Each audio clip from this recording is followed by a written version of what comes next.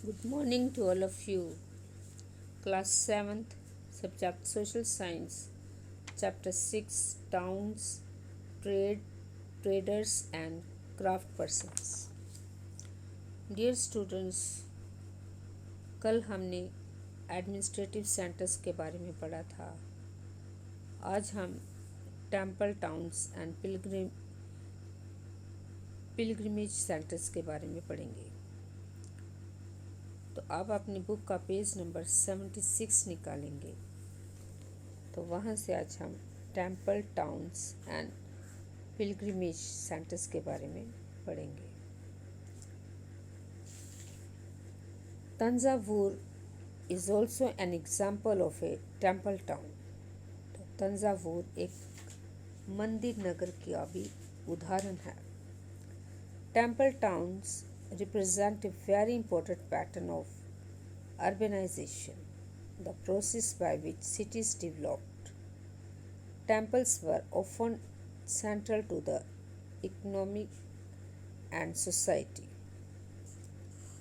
तो मंदिर नगर नगरीकरण का एक अत्यंत महत्वपूर्ण प्रतिरूप प्रस्तुत करते हैं। नगरीकरण नगरों के विकास की प्रक्रिया है। मंदिर अक्सर समाज और अर्थव्यवस्था दोनों के लिए ही अत्यंत महत्वपूर्ण होते थे। Temples were often central to the economic and society. Rulers built temples to demonstrate their devotions to various deities. They also endowed temples with grants of land and money to carry out elaborate rituals, field pilgrims and priests and celebrate festivals. Pilgrims who flocked to the temples also made donations. तो शासक विभिन्न देवी देवताओं के प्रति अपना भक्त भाव दर्शाने के लिए मंदिर बनाते थे। वे मंदिरों को भूमि एवं धन अनुदान में देते थे, जिनकी आय से धार्मिक अनुष्ठान विधि विधान से संपन्न किए जाते थे। तीर्थयात्रियों तथा पुरोहित पंडितों को भोजन कराया जाता था और पर्वोत्सव मनाए जाते थे। मंदिर के दर्शनार्थी भी दान दक्षिणा दिया करते थे। Temple authorities used their wealth to finance trade and banking. तो मंदिर के कर्ता धर्ता मंदिर के धन को व्यापार एवं साहूकारी में लगाते थे।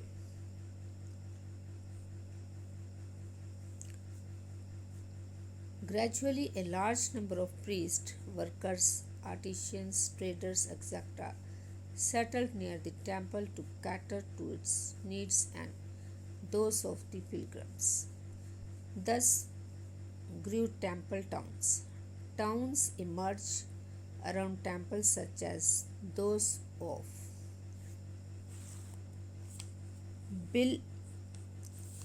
Bilswamin or Vidsa in Madhya Pradesh and Somnath in Gujarat. Other important temples town included Kanchipuram and Madurai in Tamil Nadu and Tirupati in Andhra Pradesh.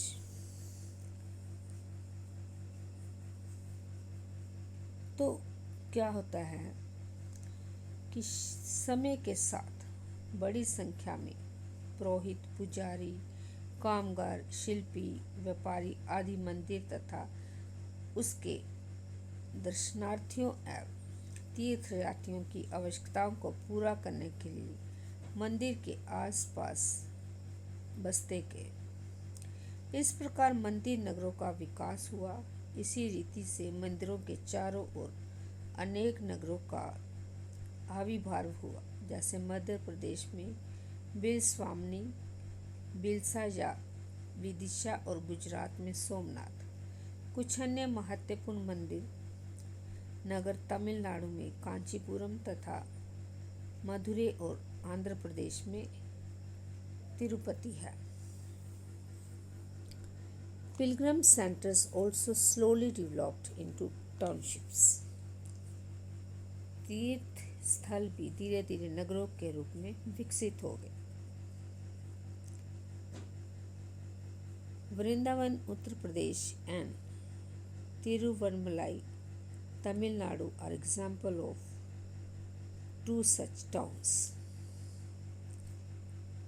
तो वृंदावन उत्तर प्रदेश और तिरुवन्नमलाई तमिलनाडु ऐसे नगरों के दो उदाहरण हैं।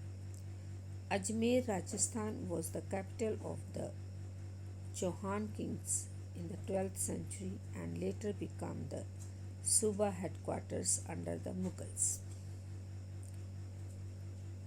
तो अजमेर 12वीं शताब्दी में चौहान राजाओं की राजधानी था और आगे चलकर मुगलों के शासन में वह सूबा मुख्यालय बन गया।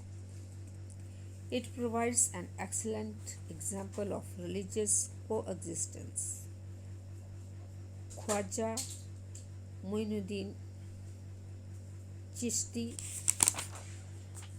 the celebrated Sufi saint who settled there in the 12th century, attracted devotees from the creeds. Near Ajmer is a lake, Pushkar, which has attracted pilgrims from ancient times. तो ये नगर धार्मिक सह अस्तित्व का एक उत्कृष्ट उदाहरण प्रस्तुत करता है।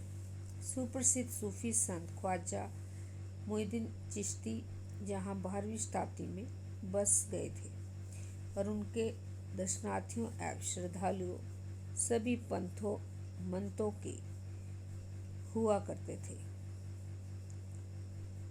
अजमेर के पास ही पुष्कर सरोवर है जहाँ प्राचीन काल से ही तीर्थ यात्री आते रहते हैं। तो डियर स्टूडेंट्स, जितना मैंने पढ़ाया है आप उसको रीड करोगे। Thank you and have a nice day.